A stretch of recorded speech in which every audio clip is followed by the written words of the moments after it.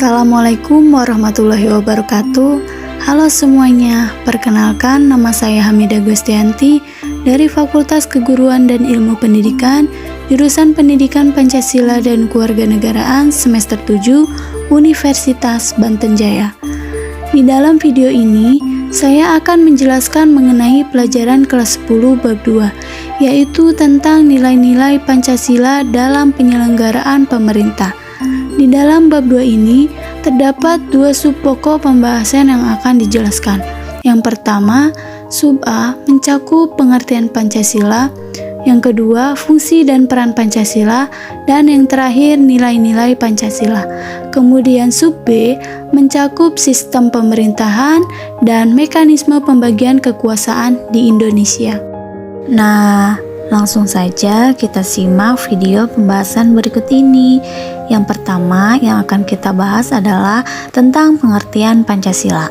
Secara etimologis, pengertian Pancasila berasal dari bahasa Sanskerta yang terdiri dari dua kata, yaitu panca dan sila.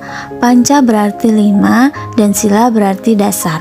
Sila juga diartikan sebagai aturan yang melatar belakangi perilaku seseorang atau bangsa, kelakuan atau perbuatan yang menurut adab atau sopan santun, akhlak, dan moral. Eksistensi Pancasila merupakan bagian penting bagi bangsa Indonesia. Hal ini disebabkan karena Pancasila menjadi satu-satunya landasan paling utama bagi bangsa Indonesia untuk menjalankan kehidupan bernegara. Pengertian Pancasila adalah dasar negara serta falsafah bangsa dan negara Republik Indonesia yang terdiri atas 5 sila, yaitu ketuhanan yang Maha Esa, kemanusiaan yang adil dan beradab, persatuan Indonesia, dan kerakyatan yang dipimpin oleh hikmat kebijaksanaan dalam permusyawaratan perwakilan, serta keadilan sosial bagi seluruh rakyat Indonesia. Pancasila juga merupakan ideologi bangsa Indonesia dan juga merupakan dasar negara. Semua hukum yang berlaku di Indonesia bersumber dari Pancasila. Menurut Insinyur Soekarno, Pancasila merupakan isi jiwa bangsa Indonesia yang turun-menurun berabad-abad lamanya terpendam bisu oleh kebudayaan Barat. Dengan demikian, Pancasila bukan hanya sebagai falsafah negara, namun lebih luas lagi, yaitu falsafah bagi bangsa Indonesia. Lalu, menurut Muhammad Yamin, Pancasila berasal dari kata panca, yang berarti 5, dan sila yang berarti sendi, asas, dasar, atau peraturan tingkah laku yang penting dan baik. Dengan demikian, Pancasila merupakan 5 dasar yang berisi pedoman atau aturan tentang tingkah laku yang penting dan baik. Lalu yang terakhir, menurut Notonegoro, Pancasila adalah dasar falsafah dan ideologi negara yang diharapkan menjadi pandangan hidup bangsa Indonesia sebagai dasar pemersatu, lambang persatuan dan kesatuan, serta sebagai pertahanan bangsa dan negara Indonesia. Pada tanggal 29 Mei 1945, Muhammad Yamin menyampaikan pidato tentang usulan 5 dasar negara Indonesia pada sidang pertama BPUPKI. Usulan tersebut diantaranya yang pertama peri kebangsaan, yang kedua peri kemanusiaan, yang ketiga peri ketuhanan, yang keempat peri kerakyatan, dan yang kelima kesejahteraan rakyat. Kemudian pada tanggal 31 Mei 1945, Soepomo memberikan pidato tentang usulan rumusan dasar negara. Usulan yang diungkapkan oleh Soepomo didasarkan pada pemikiran bahwa negara Indonesia yang akan dibentuk hendaklah negara integralistik atau negara persatuan. Oleh karena itu, usulan rumusan dasar negara Soepomo berisi 5 prinsip, yaitu yang pertama persatuan, kedua kekeluargaan, ketiga keseimbangan lahir dan batin, yang keempat musyawarah, dan yang kelima keadilan rakyat. Selanjutnya pada tanggal 1 Juni 1945, Soekarno menyampaikan usulan dasar negara melalui pidato pada sidang pertama BPUPKI tanggal 1 Juni 1945.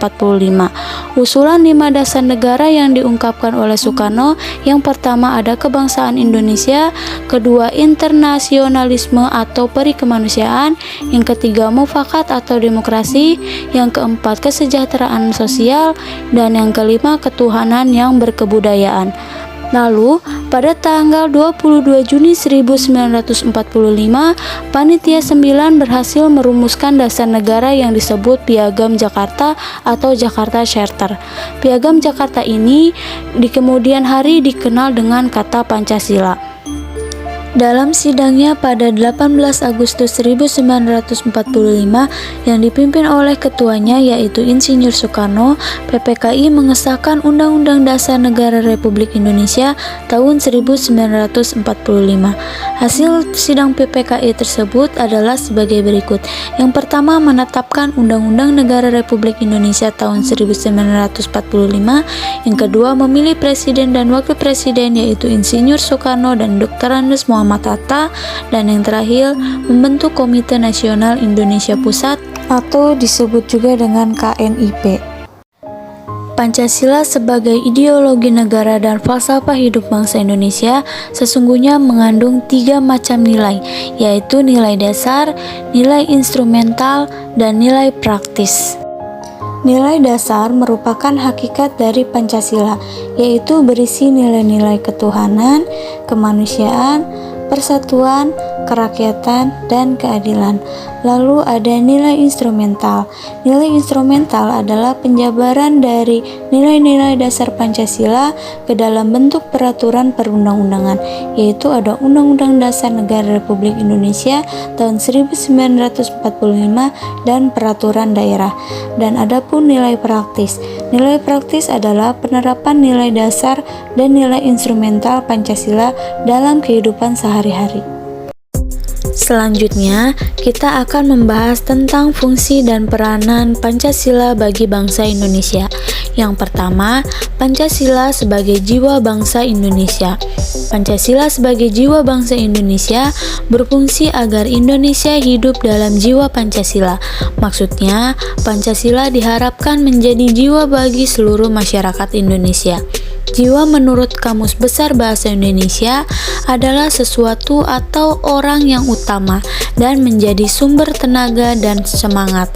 Ini artinya, sebagai masyarakat Indonesia, kita harus menjadikan Pancasila sebagai sumber semangat dalam kehidupan. Yang kedua, Pancasila sebagai kepribadian bangsa Indonesia. Pancasila sebagai pribadi bangsa Indonesia memiliki fungsi, yaitu sebagai hal yang memberikan ciri khas yang membedakan bangsa kita dengan bangsa lain. Dan yang ketiga, Pancasila sebagai sumber dari segala sumber hukum. Pancasila sebagai sumber hukum berfungsi sebagai sumber hukum yang mengatur segala hukum yang berlaku di Indonesia. Artinya, semua hukum harus patuh dan bersumber dari Pancasila. Hukum yang berlaku tidak boleh bertentangan dengan Pancasila. Yang keempat, Pancasila sebagai pandangan hidup bangsa Indonesia. Maksudnya adalah karena Pancasila sebagai pegangan hidup, pedoman hidup, dan petunjuk hidup. Yang kelima, ada Pancasila sebagai cita-cita dan tujuan bangsa Indonesia. Artinya adalah Pancasila merupakan tujuan dan cita-cita bangsa Indonesia.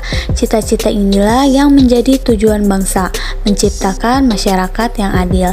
Nah, yang keenam, Pancasila menjadi falsafah hidup bangsa. Pancasila mengandung nilai-nilai kepribadian yang dipercaya paling benar, bijaksana, adil, dan cocok untuk bangsa Indonesia untuk mempersatukan rakyat. Dan yang terakhir, Pancasila sebagai dasar negara Republik Indonesia. Maksudnya adalah sistem nilai yang ideal, dicita-citakan, dan diyakini kebenarannya untuk diwujudkan dalam kehidupan bermasyarakat, berbangsa, dan bernegara. Selanjutnya, kita akan membahas tentang sistem pemerintahan.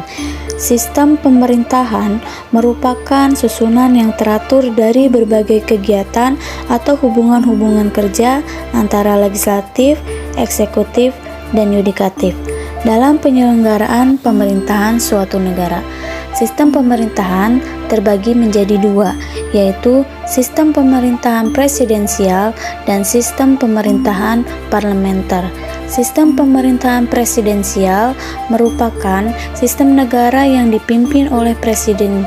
Presiden adalah kepala negara sekaligus kepala pemerintahan. Presiden dan wakil presiden dipilih secara langsung oleh rakyat melalui pemilihan umum atau pemilu. Sistem pemerintahan merupakan suatu sistem sebagai alat untuk mengatur jalannya pemerintahan sesuai pada kondisi negara dengan tujuan menjaga kestabilan negara. Nah, yang kedua ada sistem pemerintahan parlementer. Sistem pemerintahan parlementer adalah sistem pemerintahan di mana pemerintahan atau eksekutif bertanggung jawab kepada parlemen. Dalam sistem pemerintahan parlementer, parlemen memiliki kekuasaan dan kewenangan yang besar dalam mengawasi kebijakan eksekutif. Salah satu ciri sistem pemerintahan parlementer adalah anggota parlemen terdiri atas orang-orang dari partai politik yang memenangkan pemilihan umum. Selain itu, kabinet atau pemerintah terdiri atas para menteri dan perdana menteri sebagai pemimpin kabinet. Selanjutnya, kita akan membahas tentang pembagian kekuasaan di Indonesia. Sebelum kita melanjutkan ke pembahasan tentang pembagian kekuasaan di Indonesia, kita kenali dulu tentang pengertian kekuasaan dan pembagian kekuasaan, jenis-jenis pembagian kekuasaan, barulah kita ke pembahasan yaitu tentang pembagian kekuasaan di Indonesia. Kita mulai dari yang pertama, yaitu tentang pengertian kekuasaan.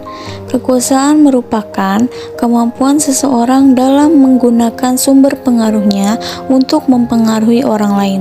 Kekuasaan bersifat umum dan luas atau universal.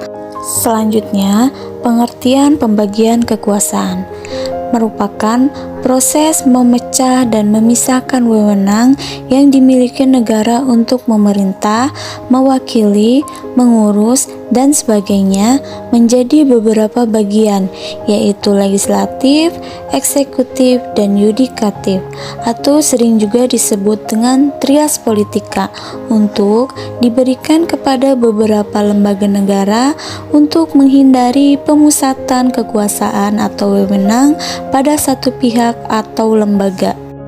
Yang selanjutnya adalah tentang jenis-jenis pembagian kekuasaan di Indonesia. Pembagian kekuasaan dibagi menjadi dua, yaitu vertikal dan horizontal. Vertikal yaitu pembagian kekuasaan yang menurut tingkatannya, dan yang kedua yaitu horizontal, yaitu pembagian kekuasaan menurut fungsinya.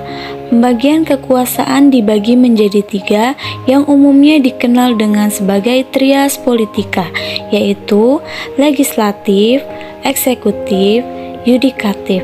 Legislatif merupakan kekuasaan untuk membuat undang-undang, eksekutif kekuasaan untuk menjalankan undang-undang, dan yudikatif kekuasaan untuk mengadili apabila terjadi pelanggaran terhadap undang-undang atau disebut juga dengan kekuasaan kehakiman. Pertama yang akan kita bahas yaitu tentang pembagian kekuasaan secara horizontal di Indonesia menurut tingkatan pemerintahan pusat. Pemerintahan pusat dipegang oleh tiga lembaga, yaitu lembaga legislatif, eksekutif, dan yudikatif.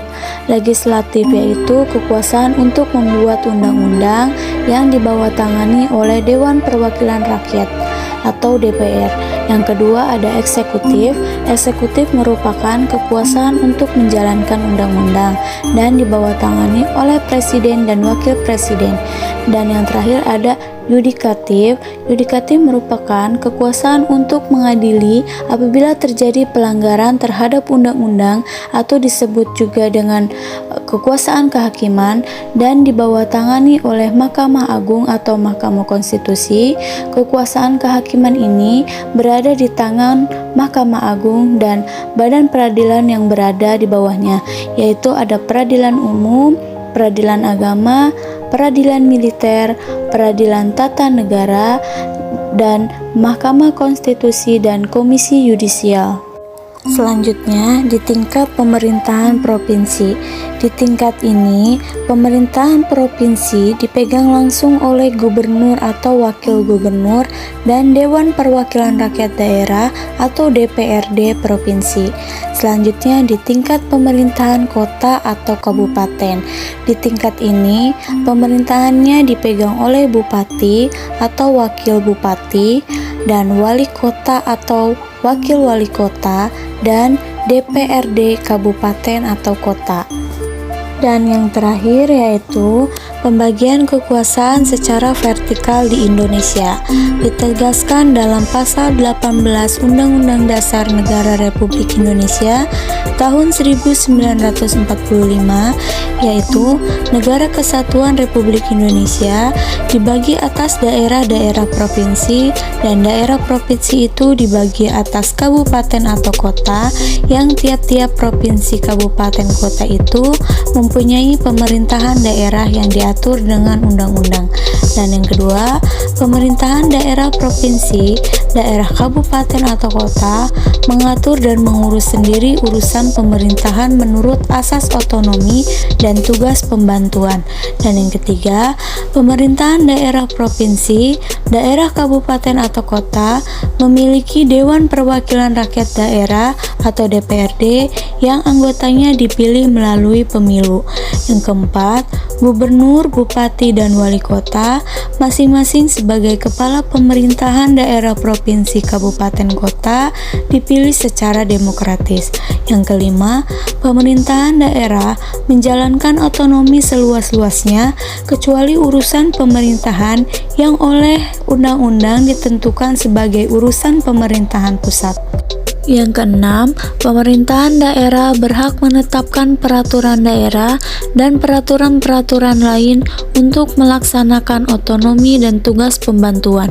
Dan yang terakhir, susunan dan tata cara penyelenggaraan pemerintah diatur dalam undang-undang. Jadi, dapat kita simpulkan berdasarkan pasal 18 Undang-Undang Dasar Negara Republik Indonesia tahun 1945, pembagian kekuasaan secara vertikal di Indonesia meliputi pemerintahan pusat dan pemerintahan daerah atau dari pusat ke daerah. Nah, mungkin cukup sekian materi yang dapat saya sampaikan. Mudah-mudahan bisa dapat dipahami dan bermanfaat untuk orang banyak. Sekian, wassalamualaikum warahmatullahi wabarakatuh.